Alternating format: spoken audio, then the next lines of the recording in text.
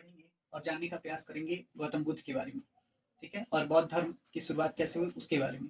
तो आज हम एक छोटे से वीडियो में जानने का प्रयास करेंगे कि गौतम बुद्ध कौन थे और उनके बारे में जानेंगे। तो आइए देखते हैं गौतम बुद्ध का जीवन परिचय, अर्थात जो गौतम बुद्ध थे उनके जीवन परिचय के बारे में अभी हम लोग जानने का प्रयास करेंगे।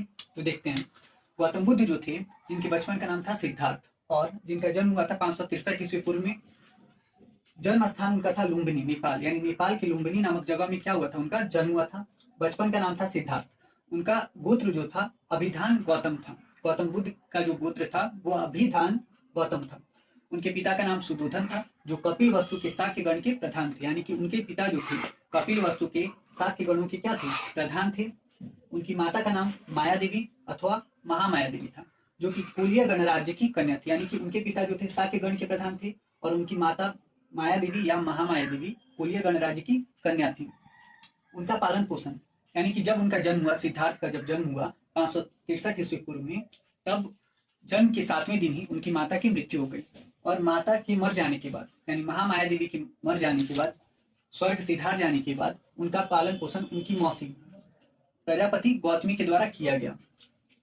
फिर जन्म के 16 वर्ष होने के बाद उनका विवाह यशोधरा नामक कन्या से करवा दिया गया, अर्थात उनकी पत्नी का नाम यशोधरा था, जिसका अन्य नाम भी था गोपा, बिंबा, भद्रकच्छा।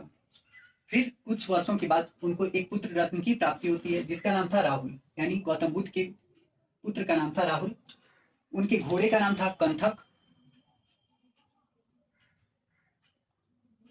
उनके घोड़े का नाम था कंथक और उनके जो सारथी थे उनका नाम था चाण, यानी उनका जो सारथी था उसका नाम था चाण। और गौतम बुद्ध की मृत्यु हो गई 483 ईस्वी पूर्व मलों की राजधानी कुशीनगर में, यानी मलों की राजधानी कुशीनगर में क्या हो गई, गौतम बुद्ध की मृत्यु हो गई। गौतम बुद्ध को महापरिनिर्वाण की प्राप्ति हो गई। धन्यवाद।